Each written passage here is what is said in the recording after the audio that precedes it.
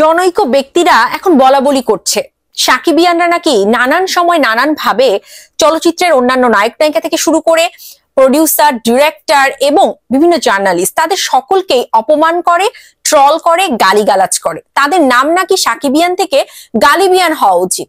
কিন্তু কেন অপমান করে, কেন ট্রল করে, কেন গালিগালাজ করে, এটার উত্তর তো দিয়ে গেল না। দর্শক, আজকের ভিডিও থাকছে এটার উপরেই। সাকিবিয়ানরা কি করে, সাকিবিয়ানরা কেন করে, সাকিবিয়ানদের কি করা উচিত। সাকিবিয়ানরা কি? সাকিবিয়ানরা হলো এক একটা মৌচাক।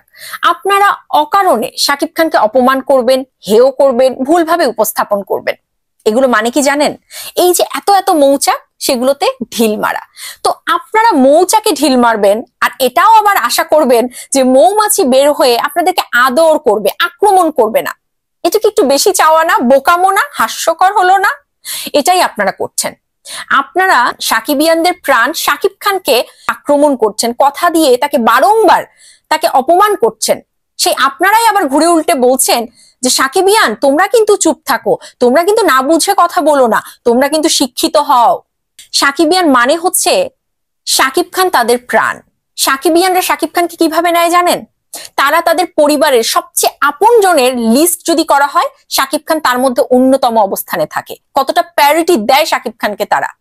তো সেই অবস্থানে শাকিব খান আছে। তো তাকে আপনারা যদি বারংবার এরকম ভাবে উপস্থাপন করেন, তো সেখানে সাকিবিয়ানরা কথা বলবে না?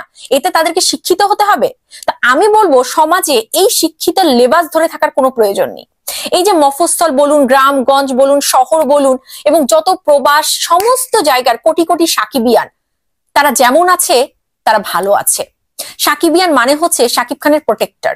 তারা তাদের প্রাণ দিয়ে চীনের প্রাচীরের মতো শাকিব খানকে আগলে রাখে, তারা চিন্তা করে। তো আপনাদের মতো ভংসে যে সেই লেবাসধারী সুশীল সমাজ আমরা হতে চাই না ভাই। আমরা শাকিব খানকে ভালোবাসি, আমরা এভাবেই শাকিব খানকে প্রোটেক্ট করব। এরপর বিভিন্ন নামগুলো উঠে আসে যে তাদেরকে নাকি সাকিবিয়ানরা গালিগালাজ করে, এই করে, ওই করে। বললেন তো, এখন আমি বলি, আপনারা যদি আমাকে একটা উদাহরণ দিতে পারেন যে সাকিবিয়ানরা অকারণে, একদমই কোনো কারণ ছাড়া এই মানুষগুলোকে নিয়ে ট্রল করেছে, এই মানুষগুলোকে গালিগালাজ করেছে, একটা বার বলেন। বলতে পারবেন না, কারণ সাকিবিয়ানরা কখনোই এটা করেনি। তারা আগে শাকিব খানকে নিয়ে কিছু বলেছে, অকারণে তাকে এমন অপদস্থ করেছে যেটা মেনে নেওয়া যায় না। কখনোই সাকিবিয়ানরা মানবে না, আজও মানবে না, আগামীতেও মানবে না এবং মানেনি। যার কারণে তারা ট্রলের শিকার হয়েছে, অপমানের শিকার হয়েছে। সাকিবিয়ান হচ্ছে কোটি মানুষের একটা পরিবার। তো পরিবারের মধ্যে বিভিন্ন রকম সদস্য থাকবে, তাদের অনুভূতি প্রকাশের যে ধরনটা সেটাও হবে বিভিন্ন রকম। ঠিক যেমন একটা মায়ের যদি 5টা সন্তান থাকে, তারা সবাই কিন্তু আলাদা আলাদা রকম হয়, তাদের অনুভূতিটাও আলাদা।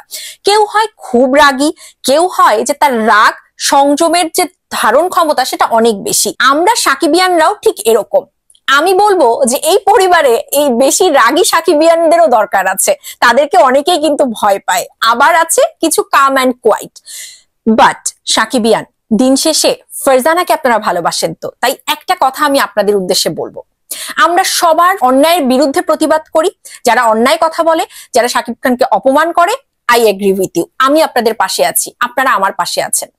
তবে পার্টিকুলার ওই মানুষটা কিন্তু অপরাধ করছে বা অন্যায় করছে, রাইট? কিন্তু তার বাবা মাকে তুলে আমরা কোনো কথা বলবো না, আমি অন্তত বলি না। তাই আমি চাই আমার সাকিবিয়ান ভাইয়েরা এই কাজটা কখনোই করবে না। আমরা ওই ব্যক্তিটাকে কথা বলবো, তার উপর গর্জে উঠবো, কিন্তু তার পরিবারের কোনো সদস্যকে টেনে আমরা কোনো রকম কুরুচিকর কথাবার্তা একদম বলবো না।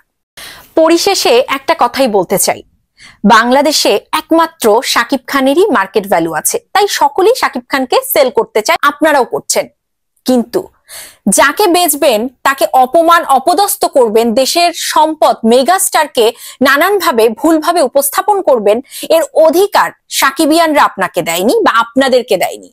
তাই যখন বেচতেই চান, যখন সেলই করতে চান, অবশ্যই গঠনগত সমালোচনা করুন, ভালো কথা বলুন, ভালোটাকে প্রমোট করুন। আর এর যদি অন্যরকম কিছু ঘটে, তাহলে অবশ্যই ওই যে হজমি গোলা আছে না, সেটা কিনে বাড়িতে রাখবেন, কারণ সাকিবিয়ানরা কিন্তু চুপ থাকবে না, এর চেয়েও ডাবল ভাবে গর্জে উঠবে। সেটা কিন্তু হজম করার ক্ষমতাটা থাকতে হবে। ধন্যবাদ।